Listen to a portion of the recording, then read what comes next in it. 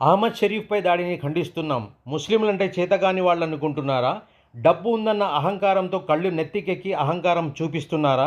మేము తలుచుకుంటే రాజకీయంగా జీవితకాలం తొక్కివేయగల శక్తి మాకు ఉందని జాగ్రత్త అంటూ ఘాటుగా వ్యాఖ్యలు చేసిన టీడీపీ కార్యనిర్వాహక కార్యదర్శి షేక్ వహీద్ హుసేన్. వైసీపీ నేతలకు స్ట్రాంగ్ వార్నింగ్ ఇచ్చిన వహీద్ హుసేన్.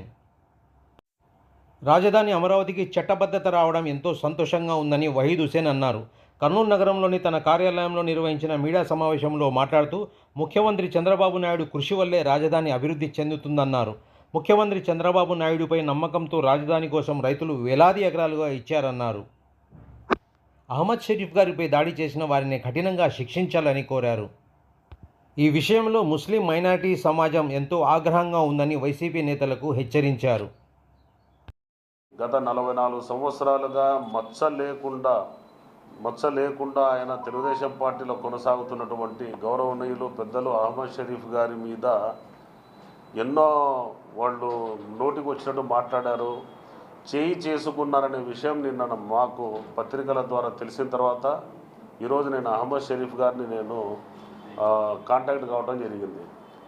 ఆయన పేరు ఒక మంత్రి ఆయనను నోటికి వచ్చిన పదజాలంతో కులం పేరుతోటి ఆయన దూషించడం జరిగిందంట.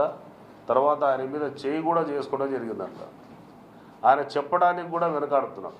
బాధాకరమైన విషయం ఏమంటే ఈ వయస్సులో దాదాపు ఆయనకు 7 పదుల వయసు దాటిపోయిన తర్వాత కూడా ఆయన వయస్సును కూడా చూడకుండా ఆయన మీద చేయి చేసుకోవడం అనేది చాలా బాధాకరమైన విషయం.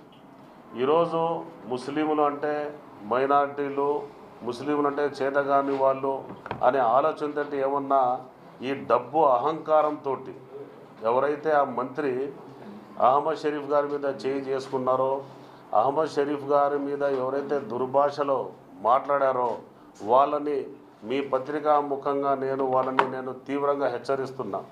మీరు చేతగాని వాళ్ళు అనుకున్నారేమో, జాగ్రత్త. మిమ్మల్ని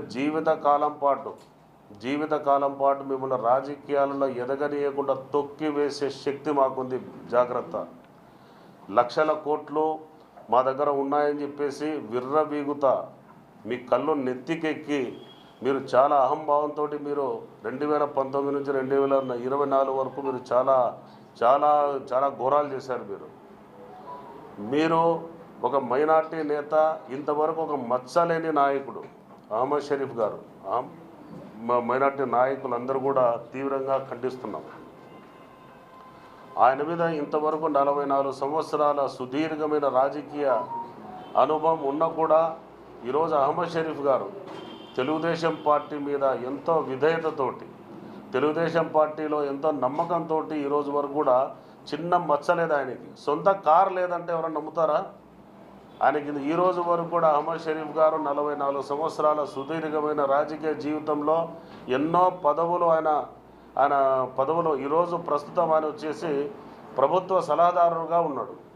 అయినా ఆయనకి ఇంతవరకు ఒక సొంత కారు లేదు, సాదాసీదా జీవితం. ఆయన ఒక ఇస్లాం పద్ధతిలో ఆయన 5 పూట నమాజ్ చదువుకుంటూ ఎంతసేపు ఉన్నా క్రమశిక్షణతోటి, విధేయతతోటి, బాధ్యతతోటి తెలుగుదేశం పార్టీ ఎదుగుదల కోసం మాత్రమే ఆయన పనిచేస్తున్నాడు. కానీ తెలుగుదేశం పార్టీ ఏదైతే నిర్ణయం తీసుకుందో ఆ నిర్ణయానికి కట్టుబడి ఆయన పనిచేస్తాడు. కానీ ఆయన సొంతం కోసం ఇంతవరకు ఏమి చేయలేదు.